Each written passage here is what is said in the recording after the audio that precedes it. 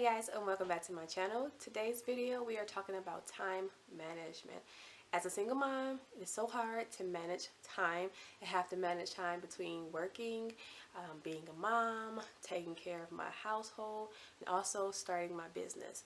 So for me, I have to really make sure I am giving the most important things the most time, but I also have to balance everything and make sure that everything is getting done. So I came up with some tips that help me not feel overwhelmed when I am going through my week and having to do so much. So the first tip is to wake up early. I try to wake up at 5 o'clock every morning. That gives me an hour and a half before she wakes up to do my meditation, to do some extra cleaning, maybe just chill out for about 15 minutes and have time to myself. Doing this gives me a better start to my day. I don't feel like I'm waking up and just being bombarded into my life. I am waking up and gradually going into the things that I need to do. And overall, it does just make me feel a little bit more peaceful throughout my day when I start my day by giving it back to God versus me waking up and just going, which in that sense is like you're controlling your day, and it's not going to be the same as if you say, okay, God, thank you for waking me up. Now give me a great day. It works out better that way.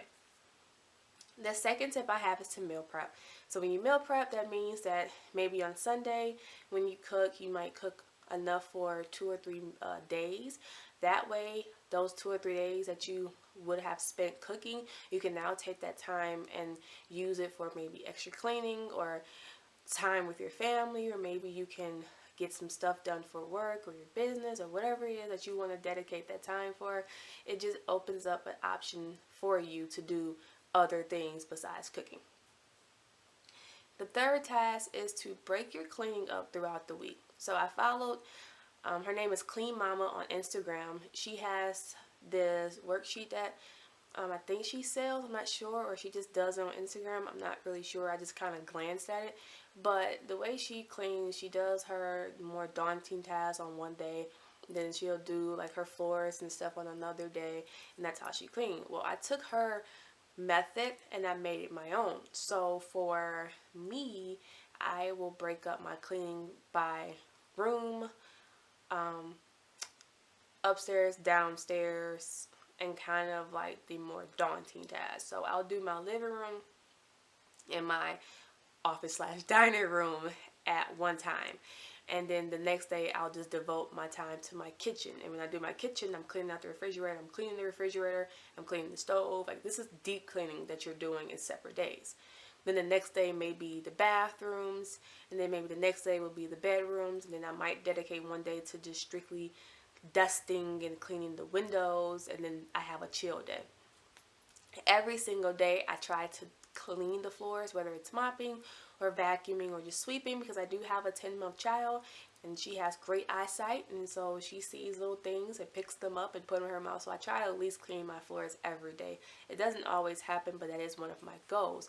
I feel like cleaning every single day, breaking up your task instead of trying to clean in one day, it makes it more effective because you're not putting this workload on you of trying to clean your entire house in one day. And then if your child, or if you just get tired, you don't have to kind of like stop and then think, oh my God, I have so much cleaning to do. It's like, no, okay, you just take a break, deal with your child, deal with whatever you need to do, and then go back to it. That way you're not losing the momentum to clean. And that is the next tip, is to make sure you take breaks. Take small breaks throughout the day. I feel like small breaks create small wins. When you are taking your breaks from cleaning or just tasking or working at home or whatever it is, you give yourself time to re-energize, and then you give yourself time to reboot. That way you can go back to it and it still is being done properly and it's still being done effectively, versus if you were just to go straight through something all day. Especially at some point you're going to either miss a small detail, or it's going to be not as effective as it was if you were giving yourself some time to relax and wind down from it. So tip number 5 is to prioritize. This means to make a list. I have a planner. It's the Happy Planner. You can decorate it. You put your stickers in there. You make it really cute. It's really dope. I like it. What I'll do is the first section of the day, I'll put down what is my most important task that I have to do, whether it be record a video, edit a video, doctor's appointments, go to work, whatever it is. I'll put that at the very top. The middle section is usually what I'll try to do for like my household chores. So maybe I want to do some cleaning. Excuse me, maybe I want to do some cleaning, or maybe I want to organize something. I'll kind of just jot that down. Maybe I need to make some phone calls, whatever it is, I'll put that like in the middle section. And then the very last section might be, okay, I want to read this, or I want to give myself a bath. I want to do my nails, cook something in particular. I'll just jot that down. And I use my planner as like my thinking pad. Whatever I feel like I have to do that day, I'll jot it down. I used to be the person that tried to plan out my entire week and then realize, okay, my week does not go that way. And next thing you know, I'm scribbling stuff on my planner. Now my planner looks ugly, and then I'm just like done with that week. So if I plan my day per day, it works way better. It really honestly does, because I can wake up, tell how I'm feeling. Okay, I feel like I can get a lot done, so I'll do it that way.